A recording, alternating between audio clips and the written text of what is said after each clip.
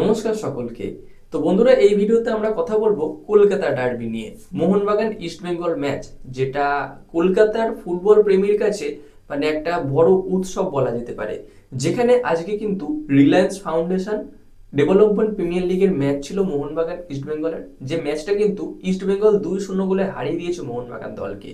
দেখো, আমরা অনেক কেউ মোহনবাগানের এই জুনিয়র দল বা ইস্ট বেঙ্গলের জুনিয়র দল, মানে যে কোনো ক্লাবেরই জুনিয়র দলের খেলাগুলো অতটা ফলো করি না, কিন্তু এই খেলাগুলো হয়, এখান থেকেও কিন্তু অনেক প্লেয়ার উঠে আসে। যার জলজান্ত উদাহরণ হলো ইস্ট বেঙ্গল তুলে এনেছে পিবি বিষ্ণুকে, মোহাম্মদ রাকিবকে, তারপর জেসেন্টিকে, এই সমস্ত প্লেয়ারকে। আবার উল্টো দিকে মোহনবাগান দল কিন্তু সুহেল ভাট ছাড়া সেইভাবে কোনো প্লেয়ারকে তুলে আনতে পারেনি। আর সুহেল ভাটকে নিয়ে এসেছে ঠিকই, কিন্তু ঠিক সময়ে সুহেল ভাট কাজে লাগে না। তো যাই হোক, আমি এই ভিডিওতে কোনো পার্টিকুলার প্লেয়ারকে নিয়ে আলোচনা করতে চাই না, আলোচনা করতে চাই ডার্বি নিয়ে, যেখানে হাফ টাইম 0-0 গোলে শেষ হয়। খেলার আধিপত্য ইস্টবেঙ্গল বজায় রেখেছিল।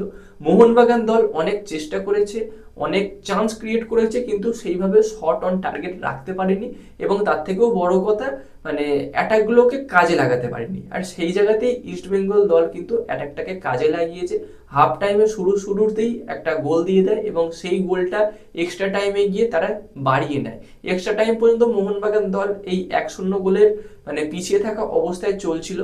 মানে 90 মিনিটের পরে 7 মিনিট এক্সট্রা টাইম দেওয়া ছিল, আমি সেই সময়কার কথা বলছি। তো সেখানে মোহনবাগান দল ম্যাচটা জেতার জন্য মরিয়া ছিল, সেটাই স্বাভাবিক। তারা অল আউট অ্যাটাক করেছে, আর সেই অ্যাটাকটাকে থেকেই একটা কাউন্টার অ্যাটাকে ইস্টবেঙ্গল গোল করে দেয়, এবং সেখানে 2-0 গোলে ইস্টবেঙ্গল ম্যাচটা সিল করে দেয়। তো দেখো, অ্যাকচুয়ালি এখানে আলোচনার বিষয় এইটা নয়, আলোচনার কথা হলো মোহনবাগানের সিনিয়র দলের খেলা কিন্তু অনেক বেশি উন্নত, আর সেদিক থেকে মোহনবাগানের জুনিয়র দলের খেলা কিন্তু গ্রো করছে না। এটা কিন্তু একটা দেখার বিষয় আছে।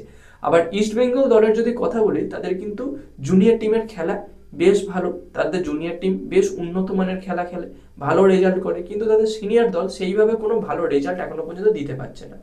তো আমার কাছে কথা, যে কোনো দল তাদের সব দিকটাই ভালো করা উচিত। যেহেতু একটা নাম আছে বাংলায়, মোহনবাগান বলো, ইস্ট বেঙ্গল বলো, এই সমস্ত বড় বড় ক্লাব, এরা বাংলার, এদের নাম আছে, এরা একসময় ভারতকে রিপ্রেজেন্ট করে। মোহনবাগান দলও এএফসি খেলে, যদিও সেখান থেকে ছেড়ে চলে আসে, পালিয়ে যায়, সেটা আলাদা কথা।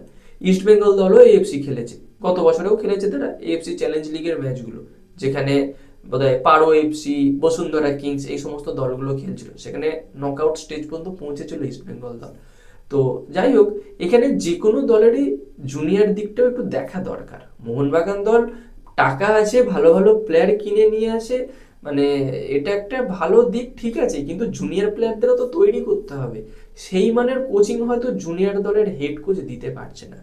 আমি কোচের ওপরে তো কখনোই নয়, কোচ যারা হয় তারা আমাদের থেকে অনেক বেশি ফুটবল বোঝে, তারা অনেক বেশি ফুটবলটাকে নিয়ে স্টাডি করে। ততটা বেশি স্টাডি আমরা করিও না, আমরা ততটা বেশি বুঝিও না, কিন্তু যেটুকু বুঝি সেটা হলো ভালো রেজাল্ট অথবা ভালো খেলা।